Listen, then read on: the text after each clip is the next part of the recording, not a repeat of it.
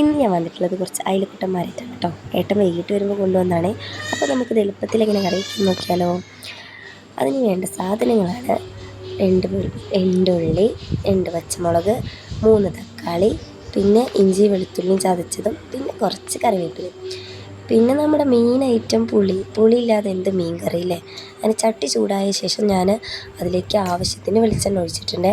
വെളിച്ചെണ്ണ നല്ല എന്താ പറയുക, അങ്ങനെ നമ്മൾ ചൂടായി വരുമ്പോൾ നമ്മളതിലേക്ക് നമ്മുടെ ഉള്ളി, ഇഞ്ചി വെളുത്തുള്ളി ചതച്ചതും പച്ചമുളകും ഇട്ടിട്ട് നല്ല വേഗം വഴണ്ട് വരാൻ വേണ്ടിയിട്ട് ഞാൻ കുറച്ച് ഉപ്പിട്ട് കൊടുത്തു കഴിഞ്ഞാൽ ഒന്നും കൂടെ അങ്ങനെ പെട്ടെന്ന് വഴണ്ട് വന്നോളും.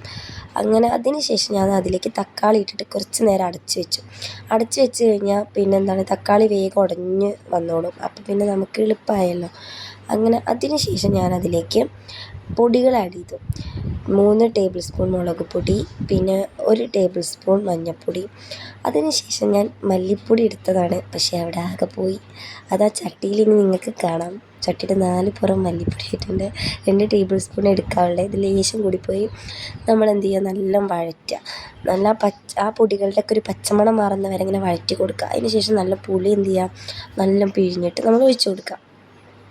ഒഴിച്ചെടുത്തിട്ട് കുറച്ച് നേരം വെയിറ്റ് ചെയ്യണം. ഒരു ചെറിയ തള വരുന്ന വരെ നമ്മൾ എന്ത് ചെയ്യണം, വെയിറ്റ് ചെയ്യണം.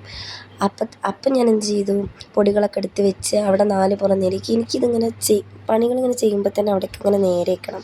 ഗ്യാസിൻ്റെ മുകളിൽ സാധനം ഉണ്ടെങ്കിലും ഞാൻ അങ്ങനെ നേരേക്കും. അങ്ങനെ എനിക്ക് ഒരുപാട് പൊള്ളൽ കിട്ടിയിട്ടുണ്ട് കേട്ടോ. എനിക്ക് ഒരു തൃപ്തി കിട്ടില്ല. അങ്ങനെ ഞാൻ പാത്രങ്ങളൊക്കെ കഴുകി നേരേക്ക് അപ്പോഴത്തേനതായിരുന്നു. അപ്പോൾ പിന്നെ ഞാൻ വേഗം അതിലേക്ക് അയലക്കുട്ടന്മാരൊക്കെ ഇട്ടിട്ടുണ്ട്. അങ്ങനെ പിന്നെ കുറച്ച് കഴിഞ്ഞപ്പോൾ അയലക്കുട്ടന്മാർ റെഡിയായി. പിന്നെ ഞാൻ അതിലേക്ക് കുറച്ച് കറിവേപ്പിലയും കൂടെ ഇട്ടു. അങ്ങനെ നമ്മുടെ മീൻ കറി ഇവിടെ റെഡി ആയിട്ടുണ്ട്. വീഡിയോ ഇഷ്ടപ്പെട്ടാൽ എല്ലാവരും സബ്സ്ക്രൈബ് ചെയ്യുക, ലൈക്ക് ചെയ്യുക. അപ്പോൾ ടാറ്റാ.